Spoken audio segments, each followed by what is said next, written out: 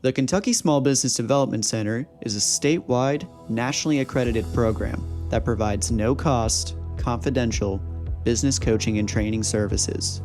Whether you're just getting started or are ready to expand, we have the tools, resources, and expertise to help you succeed.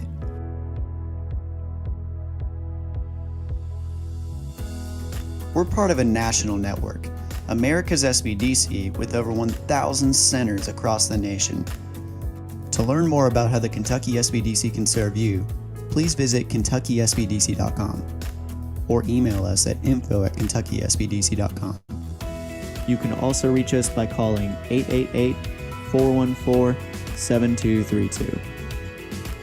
Thank you for joining today's webinar. The chat feature is available for you to ask questions and interact with today's speaker. Please take a moment to introduce yourself and where you are watching from today.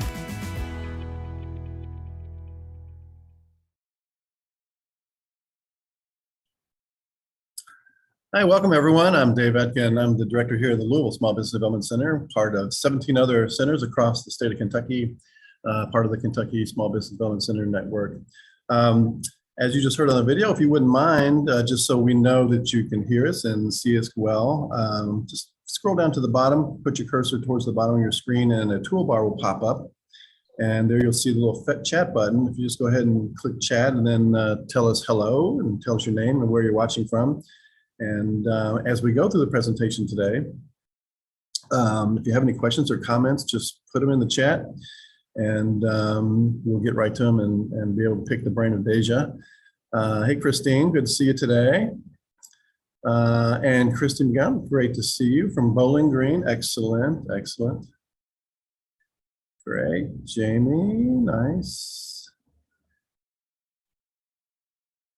Nice. Tasha, Steve. Wow, we're getting a lot of people popping on here.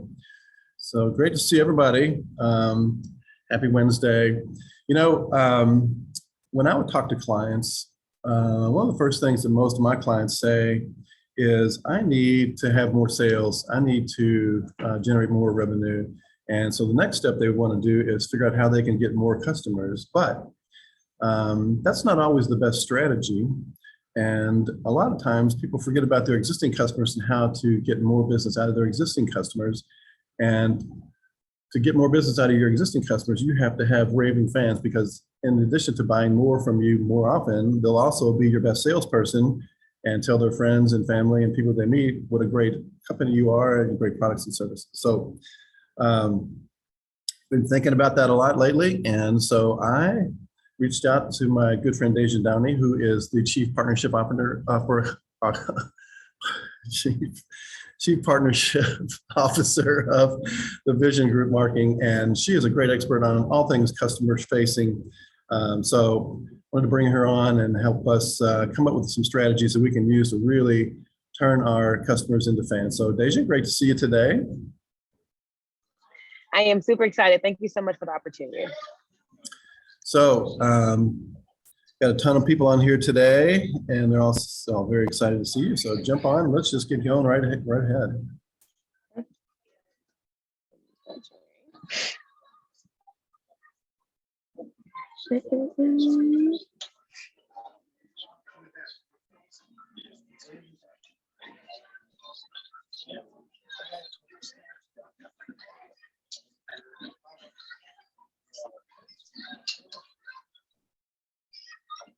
There we go. Sorry, I had to get it together really quickly. Yeah. All right. So I am super excited to present for you guys today. As he has mentioned, my name is Deja Downey. I am with the Vision Group Marketing Consulting, but I'm actually the founder of the company. I changed my name to Chief of Partnerships because what's important to everybody who I do business with is that we actually have a partnership. So that really helps strengthens and also builds farther and future relationships with clients and business partners. Today we're going to talk about how to wow your customers with an awesome customer service business model. And I'm super excited about this webinar because I always try to do it the most practical way possible. A lot of people have more professional services, but a good way for me to always indicate and kind of get your mind in the right space is kind of the retail and the also forward-facing restaurant. experience. So we can always relate to how you get treated inside of a restaurant. All right, so during this webinar, we will be talking about, and you'll be able to do the following: how to deal with difficult and irate customers, team agreements on behaviors, and also how to win with a smile. What's more important out of all of these different factors for me is a team agreement of behaviors. A lot of small business owners sometimes, because most times it's just a one-man show, they don't really have any type of policies or procedures or handbooks created, because of the fact that they just didn't think that far just yet. They haven't thought about what would it be like if I had employees. I think having these type of agreements and having these things already figured out definitely takes your business to the next level. So when you do start to develop your team and you do start onboarding employees, you already know what kind of you want your business model to look like, and you already have it more defined and streamlined. So who am I? My name is Deja Downey. I am a marketing and business development expert. I have been in the corporate hospitality realm for over 14 years. Super excited about my experience there. And also over 6 years of digital marketing, advanced marketing strategy. So I been partnered with a lot of community initiatives in the city. Really, my most experience has really came from the functionalities and operations of restaurants. So a lot of my most important information that I will provide for you guys today is really to get you guys in the mindset of how you guys can implement these things inside of your small business today. All right, so this is a very interactive webinar. I'm just going to take you guys to actually write down some things, also close your eyes and start to visualize different things. So we're going to do a memory lane. We're going to have you close your eyes and think about a time you went to a restaurant or retail store and you received bad customer service. You can just write in the chat. So take about like 5 seconds and just think about that experience. Everybody at least has one. And then I want you guys to, what made the customer service experience so bad, or having it be an opportunity? You can just write in the chat when you guys get a chance. So that's just to think about a time you went to a restaurant or a retail store and you received bad customer service.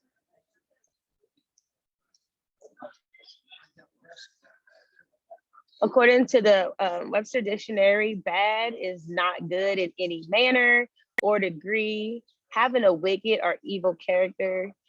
This is no such thing as there's no such thing as a bad boy, a poor or inferior quality, defective, insufficient, and also a bad diamond or a bad spark plug. We have people in the chat. I'll make sure I definitely give them some attention. So slow, I feel like it's inconvenience. I like to interrupt her day, their attitude. So excellent. These are really great identifiers. The reason why I always try to make sure when it comes to customer service, we always have identifiers. A lot of people can just say, oh, that was just bad. But what about the behavior actually is bad? These are kind of things I want you guys to think about inside of your business or organization. You got to kind of use these same qualities and mindset the way we apply it to our actual business as well. Let's see if you have another minute.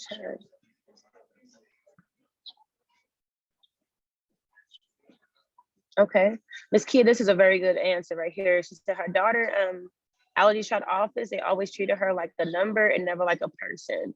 So with things like that, that pretty much is saying, I have been a part of this as well, when you don't actually see it with a customized experience at all. They don't remember your name. You've been going there for years. They don't even know anything about you. They don't know, anything about the sports. I would say for me, sports for your children, I would say for me, it's important for people to really identify and get to know your clients and your customers. The way you could personalize those experiences, take it to a whole nother height. Things that I do for my clients at TVG is that once a year, towards the end of the year, we do send out thank you and also happy holiday cards to our clients, just because I want them to know that we love them and we appreciate their service, because without your customers and clients, you would not actually have a business. So it's important that we take care of those that take care of you. Other examples of bad customer service, that's somebody else in the chat. Several times in fast food places, young people taking too long for services. Speed of service is definitely an issue, especially now that restaurants are very short staffed. It's definitely an issue. Other examples of bad customer service and unpleasant customer services is using profanity. So having or fostering a environment what that's allowed. One thing I would say is what is allowed is tolerated. So if you guys don't nip it in the bud and or have policies around accountability, you can definitely be allowing that type of behavior inside the workplace. Not feeling wanted as a guest or a fellow employee, not working together as a team to achieve goals, unpleasant and unprofessional attitude. 100%, that right there is definitely considered a bad customer experience. A frown and uneasy facial expressions. I know some people say, oh, this is just my face. This is the face I was born with. Yes, but when you are pretty much at work, I always tell people, especially in the restaurant industry and retail, that you're pretty much on stage, right? So you should give them a award-winning experience, regardless of how you're feeling. Also, share too much information. I know somebody on this call could definitely relate to going to a restaurant or going to a place of business and a person actually sharing way too much information. So you say, how are you? How was your day? And they definitely go into, this happened to me. And this, you're like, oh no, that's way too much information. And then also it definitely gets you in the wrong mindset for the business. So you kind of think of, oh man, so the person got a lot going on. Can they really do their job? And you end up being concerned in the long run. So it's kind of sad. And I think that we have to do a better job of communicating what is appropriate answer to how are you and how are you doing. Also having a dirty facility. So even if you are professional services and you have papers put out everywhere, things are not organized, people do notice how you take care of your business. Even emptying your trash cans and how you keep your workspace organized is definitely important. No one's available to answer customers' questions or concerns is important. If you don't have someone that either answers your emails or telephone calls, can be an issue, because if I have a small complaint, but then you don't answer my call, I'm even more aggravated with your business as well. A disorganized website. For those customers that have online-based businesses, this is very important. So what I mean by disorganized, it's like I don't really know anywhere I can go to purchase the product. It doesn't have any way I can contact anyone. And then everything is just not streamlined as far as what I need to do in order to get this product to my doors. A lack of information or lack of communication. So if, for example, the biggest lack of communication I see with businesses is that they do not have hours of operation posted. And if they do, they're not honoring the hours of operation. We have this running joke inside of Louisville that we know some businesses are not open on Mondays. And that's kind of a situation where they might have their hours posted on Google, but for sure, if you go to their place of business, they are not open on Mondays. So I would definitely suggest that everybody goes through, check their Google, see what Google says, your business is open, and make adjustments according to how you want to operate your business. Arguing or fighting with customers or guests, even employees, is unacceptable. Even if someone sees you arguing with a person, nobody really knows who's at fault or what's going on. They just already assume that it's dysfunctional and it cannot be a great running organization. And last but not least, slow speed of service times or shipping and delivery times. The problem I see most of the time with online businesses, I will go there first, is that most of the time, small businesses, they'll promise a time that they really can't deliver on. So for example, if you know that FedEx or UPS is your delivery company, then you might want to go ahead and extend that out to 2 to 3 business days just to save your business reputation. So if you know they choose priority shipping, they can get it in a couple of days. But you being a smaller business, you can go ahead and extend that out to 2 or 3 more business days just to make sure that you're safe. And business days do not include obviously the weekends. So that definitely saves you time and just making sure that you get that product to the customer when they're satisfied. All right, so we're going back down memory lane. So I just need you guys to close your eyes. We'll give this one 10 seconds. So think about a time you received great customer service at a retail or restaurant. What did that look like and how did it make you feel? You can go ahead and just drop that also in the chat when you get a chance.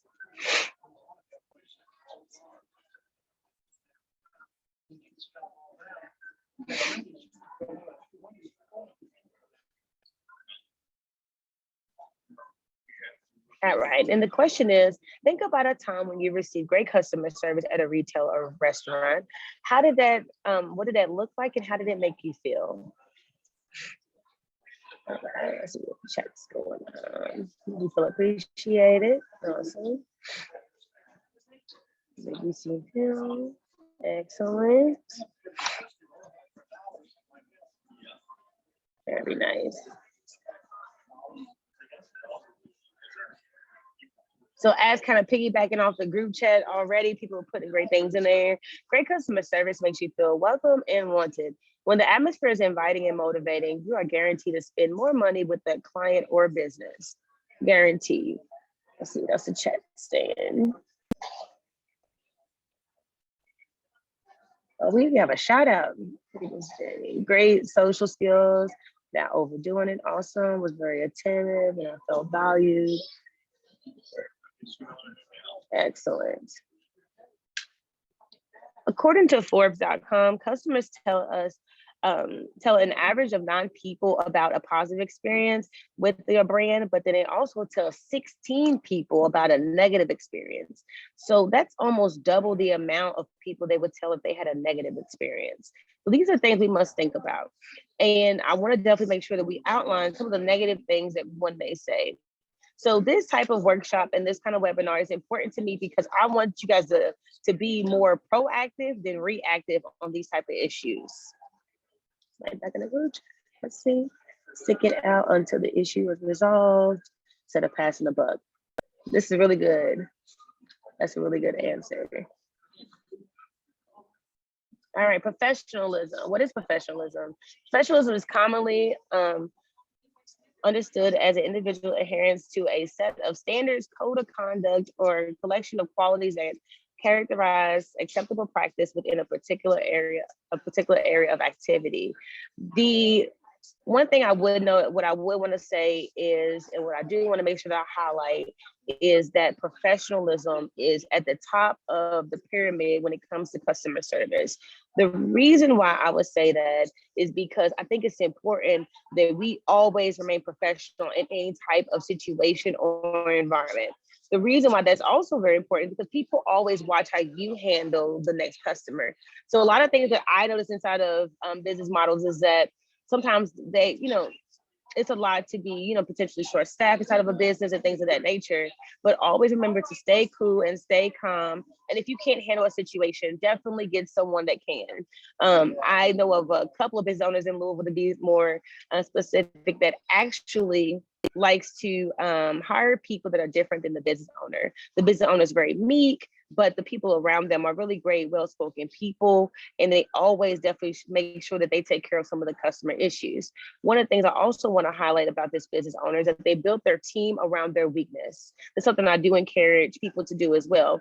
If you're typically not a person that can handle or learn how to deal with customer potential issues, you can definitely train your staff to also to make sure that everything's being taken care of on a daily basis.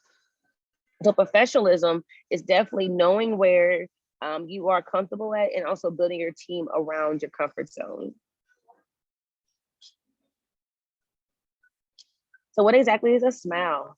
I know everybody, I know what a smile is. I smile frequently, but I'm really excited about defining these definitions because I want to make sure that everybody understands the impact that it has on an experience. So a pleasant or encouraging appearance, a facial expression in which the eyes brighten, the corners of the mouth curve slightly and upward, and which expresses especially enthusiasm, pleasure, approval, or sometimes scorn. The thing about a smile, I know it's like, Deja, I know what a smile, I've been smiling all my life. I understand. The biggest thing about a smile is that someone can also tell when you're also faking a smile, when things are not okay. So the one thing I would say about a smile is that it should be warming, engaging, and also making eye contact with that person so they know that you're smiling at them. A smile has gotten me a very long way in my career, and I think it could definitely help your staff continue to take it to the next level. Sometimes it's not a smiling moment, obviously. There's things inside of the restaurant, inside of your business, and with a customer, it's not always a smiling moment. But I would say that finding ways to redirect how you handle your customer experience is very, very important. All right, so we can't talk about brands without talking about one of the best brands people bring up to me all the time. So let's talk about a brand with outstanding customer service, a culture like Chick-fil-A. Well, this is another situation that I need you guys to actually drop in the chat. When you talk about brands like Chick-fil-A, what are the 5 culture values that you see at Chick-fil-A? And you guys can just drop this in the chat whenever you guys are ready. So culture values would be training, food quality or product quality. Culture values will also be included in execution, accountability, things like that. Fast service, dependable, excellent, very good. I know people that would go to Chick-fil-A even if they see extremely long lines just because it's Chick-fil-A. They would not take their risk at McDonald's. They would literally pass up a McDonald's to go to a Chick-fil-A that's lines probably double the amount just because of the ideology and the dependability of that business. Fast service, very good. Fresh food, excellent. Always smiling, yes they do. I think their smile actually comes with their uniform. I think it's like a uniform and a smile, like it has to be, it goes together. Excellent, thank you guys. So I'm actually gonna break this down. So at Chick-fil-A, everyone is in order. That's the number one thing I definitely wanna highlight about Chick-fil-A. I know inside the restaurant industry for years, it was always a debate on what is acceptable and what is not. So Chick-fil-A has a policy about happiness. Like that's actually in their bylaws and policy and procedures is about happiness. The uniforms have to be clean and organized, non-negotiably. No visible tattoos. No fingernails that are over an inch, a half an inch. That's important because also for the health department too, it's also a requirement. All hairstyles must be contained at all times. A limited amount of verbiage. As you guys may also know, is that Chick-fil-A, they only say about 5 phrases at the most. So things they say is like, my pleasure, how may I serve you, have a nice day, can I take, what is your name? Do you have the Chick-fil-A app? I honestly have not heard them say many phrases outside of 5 to 6 of those phrases. So their policy is also where they have very limited vocabulary. So what the limited vocabulary also does is also keep people away from freestyling, I will call it, or using inappropriate verbiage. So what that also kind of limits is like, once again, giving too much information. That's what Chick-fil-A has limited. So think about your business and how you can kind of limit and tailor your vocabulary to make sure that your customers and your guests are being taken care of properly. Employees are not allowed to be on their cell phones while working. They do have the handheld devices. I have not one time, I can say this with an honest face, seen a Chick-fil-A employee on their cell phones. I'm not saying they don't have cell phones. I just never seen them on it. All employees must be well, and they're not allowed to work. So what also happens inside of Chick-fil-A is that I have never seen somebody coughing or obviously ill. That's not been a situation either. And our employees must be visible and working while on the clock. That is something that I think I guys probably went to certain restaurants and someone's outside smoking, that obviously should be working, that didn't get to take their breaks. So definitely having things scheduled for your employees, such as your scheduling, having breaks on it, and you also taking a break yourself as the leader to make sure that you're able to refresh and get back to business. We got something in the group chat. Let's see. The order is always right. Very good. I would say this too. I did have one incident one time where they missed out a box of nuggets inside of our meal. And I would tell you, it was the most pleasant experience with the recovery. I called them right away, let them know about it and let them know about the situation. And guess what? They offered to give me my order for free on my next visit, and also gave me a coupon for another item in the future. So I would say they definitely have a model of accountability, and they also are very good on the recovery piece. So if there is an issue, you don't have to worry about, well, that didn't happen, that wasn't here, that was the one down the street. They definitely just avoid all those issues and take care of it, and do not worry about passing the buck. They take care of it right then and there. Yeah. Excellent. All right. So has anyone ever dealt with an irate or difficult customer before?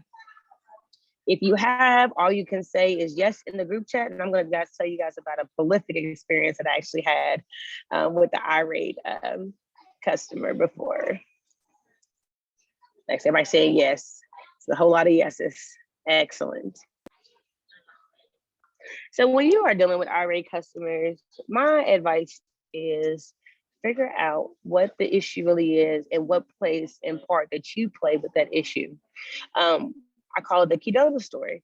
This story actually had a very great response at the end, but I would say this story. So when I worked as a director of operations for a Qdoba, one of the things that happened was this particular location we was working with wanted to grow their sales. So how we ended up doing it was growing it through catering. And what ended up happening was there was a school, Christian Academy of Louisville, I'll never forget, and there was a leader there named Miss Brenda. She had ordered lunches for 150 of her students.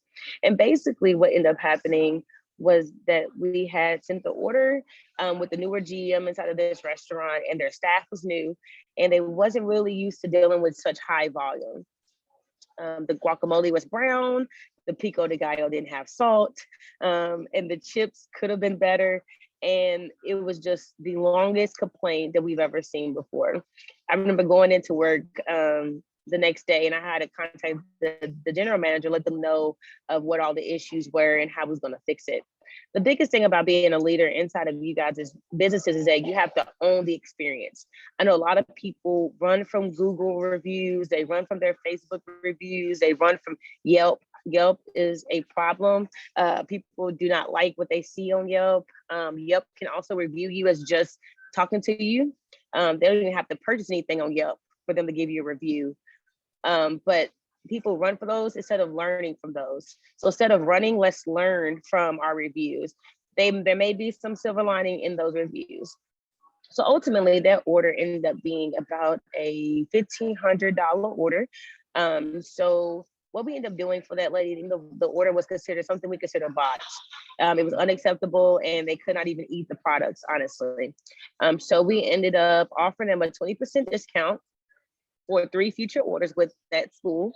And then ultimately, we also made sure that we had a team supporting that school when going out. So I would say as a leader, even though I did cry in the car, it's okay to cry as a business owner. It's not always going to be the best experience.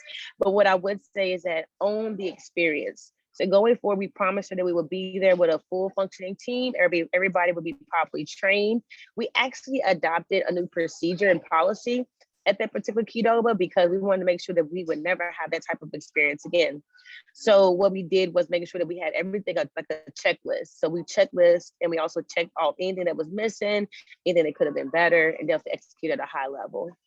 So that $15,000 a year relationship with Christian Academy of Louisville turned into a $45,000 commitment with Christian Academy of Louisville. And they would always send us customer after customer after customer. And they would always say, oh, Miss Brenda sent me, or Miss Tiffany sent me, which was her assistant.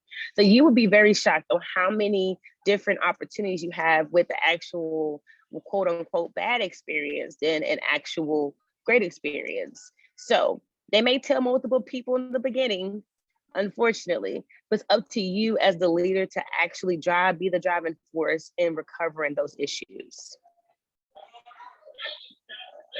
All right, so irate and difficult customers are humans.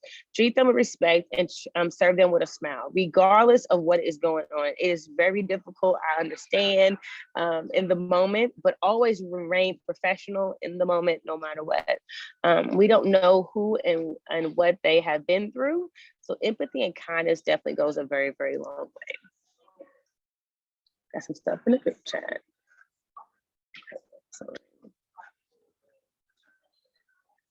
All right, so this right here is something I definitely want you guys to kind of think about.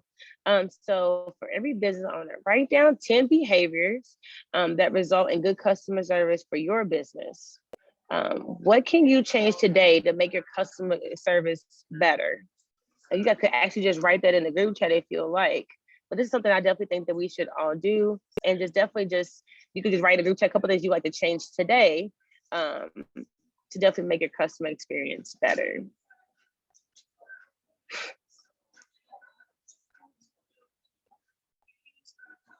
I think I would say one thing right now for me, I won't write in the group chat, but definitely going on the Google and checking my hours of operation is something that I definitely want to make sure that I do right away.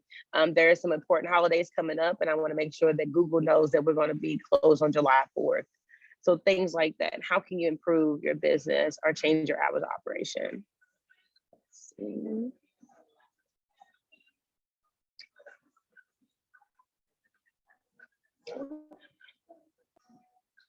Scheduling appointments. I definitely understand that Miss Sim is 100%, Miss Simpson 100%, because one thing I do notice is that we miss a lot of appointments and things because we didn't schedule them. They were not logged anywhere. Nobody even knew what was going on. So definitely, please do that. Engage with customers and asking for reviews. Very great. Accepting fault when something goes wrong. Excellent. I know everybody always holds the phrase that the customer's always right. And that's true. Just go ahead and believe that. And I promise you will have a better opportunity to serve your customers in a better way. Know your product, empathy, and communication. Don't take things personal. Ooh, that's very empowering, Miss Jamie. So don't take things personal. Very true. Because it's not personal. They say it's not personal, it's business. But what I would kind of say is that sometimes it's not personal, it's just our product. And we got to be willing to understand that even though this is our baby and that we don't make mistakes sometimes, that we do make mistakes, that we can be better. Very nice. So as you guys start to jot down your 10 things to have better customer service in your business, I want you to kind of make it law. So write down 10 behaviors that will. So make it law. So what are 10 behaviors that you want to actually stop doing in your business? So what are things that have been lagging that you kind of haven't really thought about? What are systems that you're using that are not working for your business? What type of behaviors you're allowing that you don't want to even happen anymore? All these different things is going to help you kind of identify what you will not allow going forward. Working past 6 p.m. I understand that. That actually just hit kind of home. One of the things I would say as of now in my business model that I actually want to stop doing is allowing people to submit graphic requests after 8 p.m. at night, because we do have to put that in production for about potentially 24 hours. We want to make sure people get high quality. We want to make sure they get it delivered to them within time frame. Just kind of think about, write down 10 behaviors that will, and also what are 10 behaviors that you will have to stop today. Overdoing it, passing the buck, not respecting limitations, over promising. Very nice. Being reactive versus proactive. Very good answers.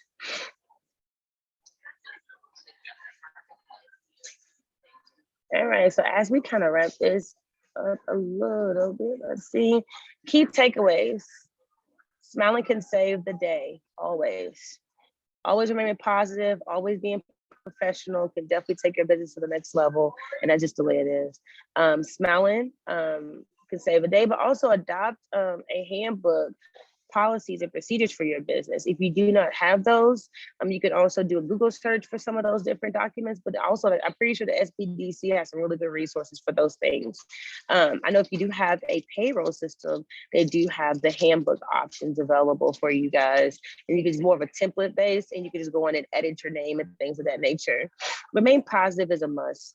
No matter what happens, just always remain positive, ask questions, better yourself, research stuff for your business to definitely help take things to the next level. Limit the amount of conversation with guests. I would encourage this to be more of a policy for some of your team members, to always just remain professional and train them in ways, and also be the leader and the shining star in your situation. So for example, they kind of, sometimes most of the time people mock the leader and how the leader does things. So if they see you taking care of a customer and you're getting them like in a very irate state, then they're gonna think it's okay for them to do it as well. So limit the way that you deal with conversations, and also explain to them on how you want them to handle it as well.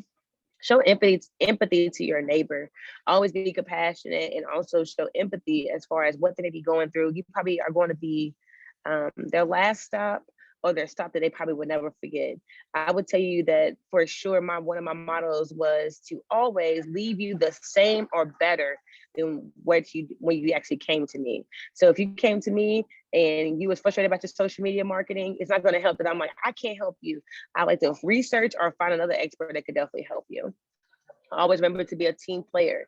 Your clients and customers and team members are pretty much like you're a team player, because without your employees or your customers, you would not have a business. So it's important that you also remain a team player in all situations. All right, so this is exactly where we are at the end of the presentation. So any questions or concerns? That was great, Deja. Thank you. I do have a quick question. Maybe you could spend a little time and drill down into the handbook idea. I really think that's a great point, and Yeah. I think that's exactly what Chick-fil-A does. I mean, the new folks have to really drill into their handbook and understand what's going on. So, what would you suggest? How would someone get started if they've never done that before? Very good. So, as mentioned before, I used my payroll system was ADP. With my employees, and they kind of came with a template base already approved through Kentucky State on some of the procedures that have been changed. So that's how I kind of came up with a template base on how to really adopt the handbook. But as far as the uniform standards and professional standards, some of those other policies, I kind of created that as far as know-how, how I want my customers and employees to react to one another in the business, and kind of cater some of those policies around that. Things I definitely will make sure I include in the handbook is your cell phone policy. It's a big deal in 2022. People live literally on their cell phones. People don't even use TVs as much as they do because they have the cell phones. Another thing I would say that should definitely be in your handbook, I suggest, and in policies, is also your dress code. A lot of things about like how to present yourself and how you want to make sure they wear their name tags and things of that nature.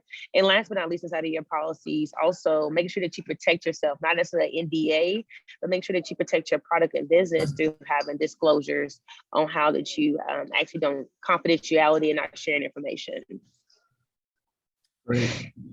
Because what we don't want is for people to start businesses out of an idea that you had, but you didn't have a policy in place that protected your business.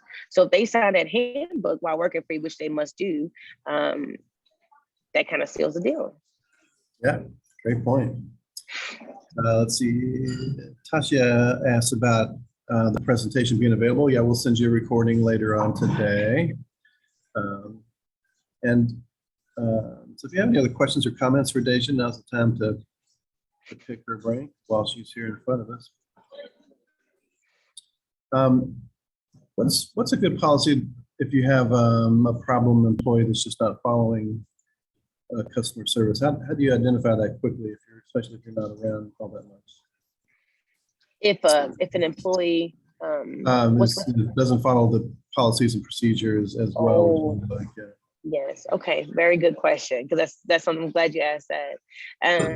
Typically in my past, we use the 3 strikes, you're out rule. So an accountability, it really depends on how strong the violation truly is, right? So cussing people out, no call, no show, things like that are non-negotiable to certain degrees. I know we're actually in a labor issue right now and an actual short staff issue. So just establishing how you're going to handle that, but really much accountability, because in the meantime, while you have employees that are violating the policy, you have people that's actually violating the policy, doing a really good job of making sure your business is staying open. So what I would say is accountability is a big way. Then also adopting things like 3 strikes you're out, and or how you deal with each individual violation. And that will also and just by the way, then that also needs to be outlined and reiterated probably quarterly, just because of the fact people need to know if there's any changes that's happening or anything that needs to be changing because of the times that we live in as well. Great.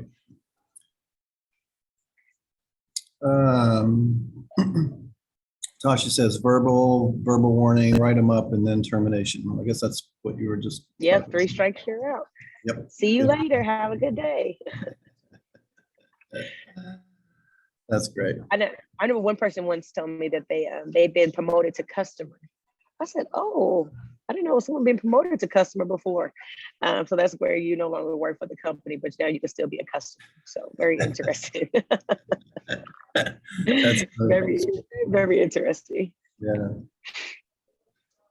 Yeah, Any other one thing I questions? do want to say, oh, Go ahead. question. Oh, one thing I do want to say is that I do challenge people on this call to definitely find ways to be innovative inside the workplace as well. I understand it's a very serious time. We do want to make a lot of money. We do want to make sure that, we're the best on the block, but definitely find ways to be innovative with your employees. Your employees are your voice, carries your brand when you are not there. So find ways to recognize them, be creative, whether you have a personalized reward. We give away a basketball because I believe taking it to the hoop, taking it to the net, that's kind of like my recognition piece. And I write and say, thank you for your contribution to the team, but just find ways to be innovative and then also do outings with them. Just one day when you guys are closed, I don't know whether it's the Uno game, I don't know, but things that we've done in the past to definitely heighten our employees' experience has been to take them on to like networking events and also take them out to Dave and Buster's and things of that nature. I do want to iterate with gas being high, gift cards might not be a bad option, and also it's a tax write-off. Well, let me rephrase that. It could be a tax write-off, but just think of ways to really remember accountability is two ways. Accountability for your employees and for your staff is going to be also discipline and also recognition. So you can't have one without the other. You must have both of them in place. Yeah. And like you said earlier, happy employees equal happy customers. Yes. Ultimately. Ultimately. Truly. Yeah. Well, looks like that's all the questions we have, Deja. This has been really good. What can people do to reach out to you if they wanted to contact you today? Excellent. So if anyone ever wants to contact me, my name is Deja Downey. I am with the Vision Group Marketing Consulting.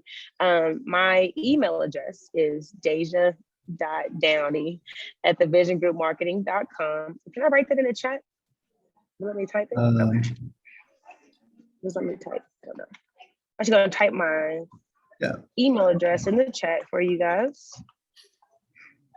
Yeah, I highly encourage you guys to reach out to Deja. She's a great resource and always ready to help. She's a great person to know. Yes, that is my policy. And then I put all of our information on here.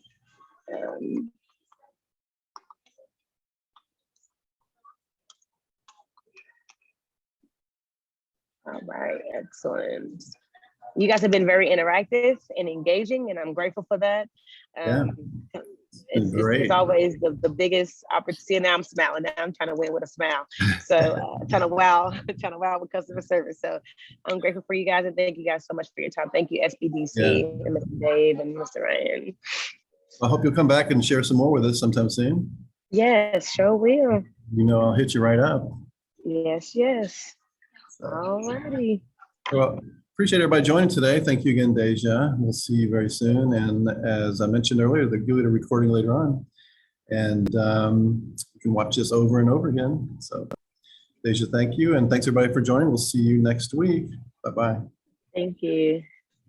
I didn't see Deja's info. Oh, no. Thank you for joining today's webinar.